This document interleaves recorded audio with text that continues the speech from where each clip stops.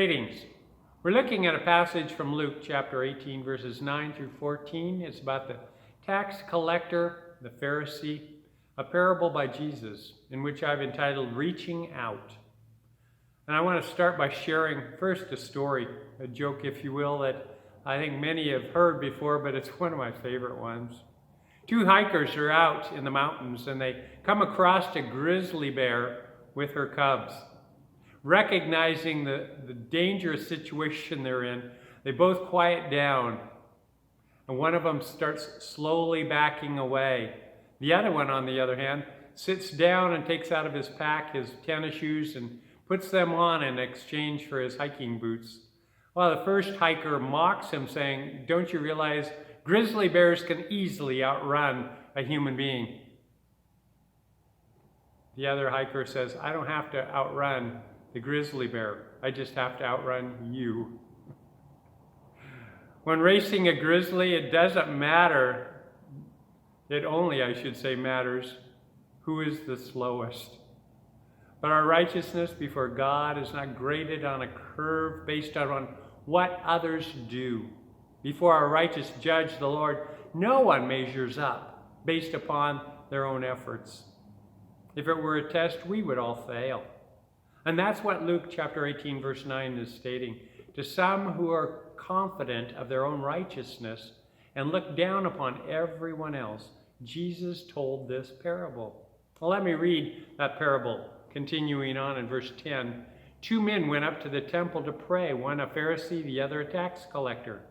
The Pharisee stood up and prayed about himself. "God, I thank you that I'm not like other men, robbers, evildoers, adulterers, or even like this tax collector. I fast twice a week and give 1/10 of all I get." But the tax collector stood at a distance. He wouldn't even look up to the heavens, but beat his breast and said, "God, have mercy on me, a sinner." I tell you the truth, that this man, rather than the other, went home justified before God. For everyone who exalts himself will be humbled, and he who humbles himself will be exalted. Well, the first character we meet is a Pharisee. He's cast in a positive light and image as a zealous, devout Jew. He was of the religious order of the Pharisees, which placed a very high importance on purity. And to that end, the Pharisees had made numerous rules to avoid breaking God's commands.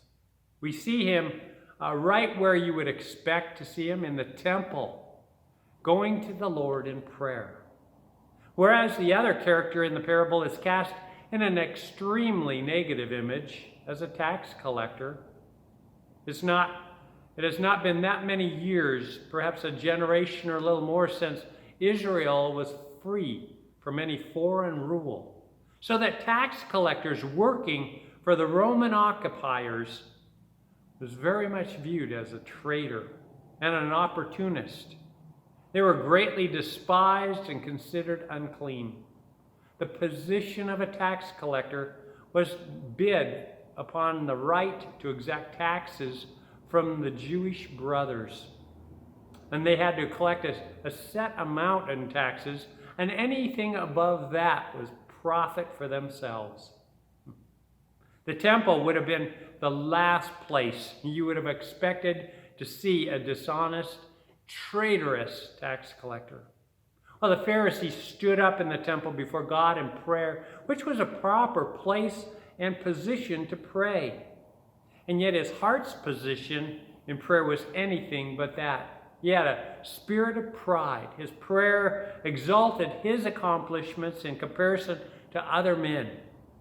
He was honest about his practices and the likelihood that he truly had fasted more, tithed more, was committed more to the following of the rules of the Pharisees than almost anyone.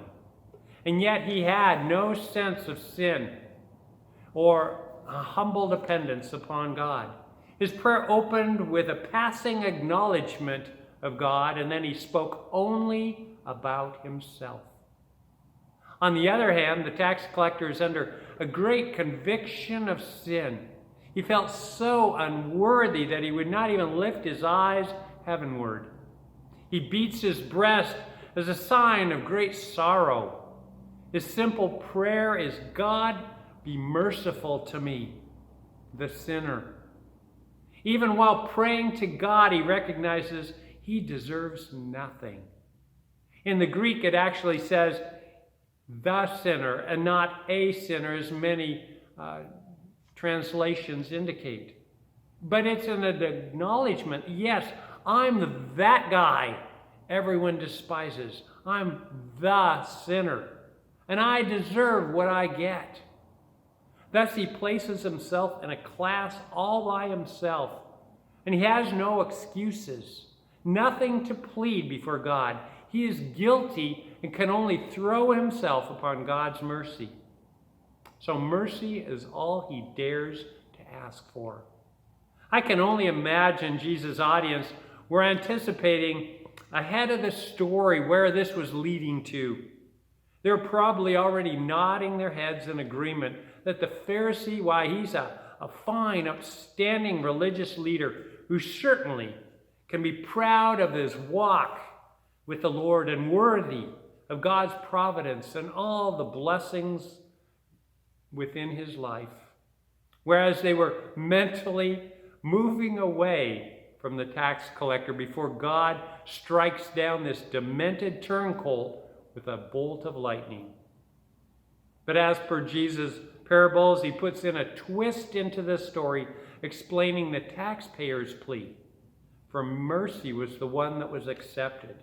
He went home reckoned as righteous, acquitted of his sins. And the moral of the story is that he who exalts himself will be humbled, and he who humbles himself will be exalted. For no one has anything from which we can be boastful of, but the penitent sinner who humbly looks for God's mercy will find it. I remember selecting teams for Sandlot baseball as kids. Consisted of two captains taking turns picking the best to the worst players in order. It was a humbling scenario when you were the youngest, so you were always picked last. The only thing worse than that was when both captains graciously offered to give up you to the other team with an unstated statement that this kid is more of a burden and a detriment than an asset, so you take him. But God views the worth of a person differently than we do. Take, for instance, Gideon or David.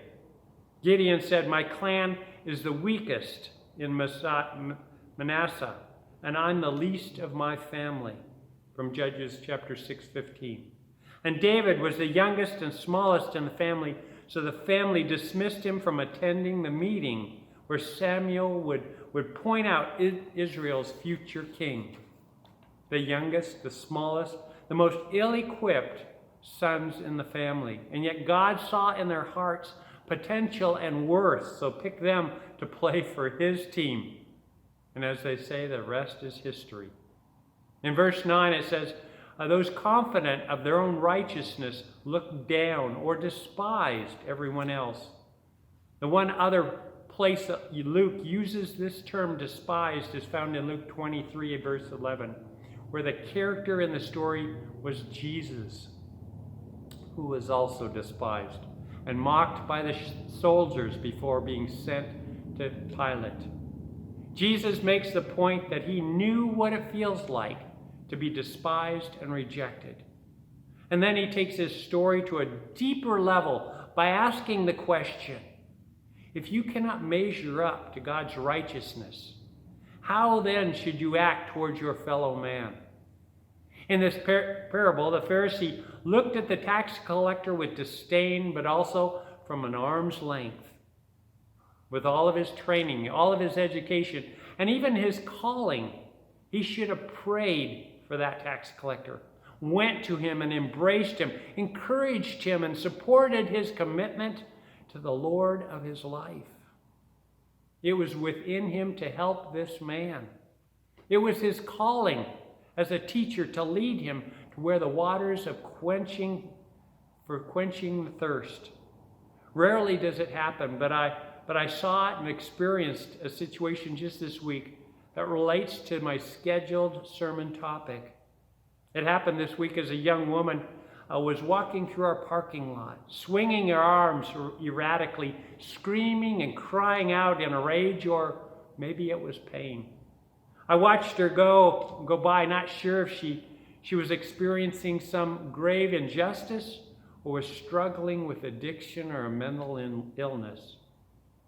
I wasn't sure if I should call the police or go out and see if I could help her. To be honest, there was a part of me that was grateful that I was far enough away that I didn't feel compelled to leave the safety of the office to reach out to her. And I was a bit relieved when she quickly went around the corner and was gone. The next day, I saw that she had been taken into custody into the county jail for a parole violation. And I bring this up because when she walked by, there was a part of me that thought, thank you, God, that I don't have the problems that she is dealing with. And it was only as I saw that she was battling issues for some time and was now back in jail did I pray for God's help to be with her, or that his church would step up and embrace her and show her Christ's love and encourage her to stick with a program to gain control over her life and whatever demons are having a hold over her, a healing with the help of the Holy Spirit. My initial response was to keep her and her problems at an arm's length. Don't get too close to her, or she would what? Infect me? Take me away from a busy schedule? Involve me in her life's struggles of pain and reoffenses? Did I want to get involved in the messiness of her life? Well, can't imagine how many times Jesus watched people trying to act religious but didn't want to get their hands messy, who wanted to look devout to God but not to God's children who were in need. Yeah, the parable is about the Pharisee that looks down on others while God answers the prayers of the humble. But on a deeper level, that Pharisee was placed where he was to be the hands and the feet to support and lift up the one seeking God's mercy and grace. And that Pharisee would not touch that man with a 10-foot pole. Peter writes in 1 Peter 4:18, "It is hard for the righteous to be saved. What will then become of the ungodly and the sinner? The Lord calls his faithful to remain steadfast in faith through all persecutions and hardships. It is not an easy path.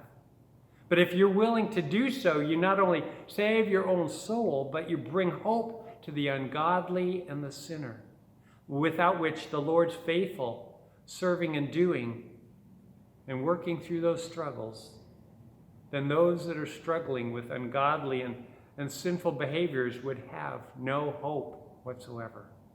Matthew Henry's responds to this passage by saying this: "True Christians love and own the children of God in their lowest and most distressing circumstances. The apostle owns these poor afflicted Christians and calls them his beloved." Well, my charge to you today is this, is to look afresh at the struggles others are going through. And in listening to their story, perhaps you'll hear their hurts and their needs for Christ's love and mercy and forgiveness in their life.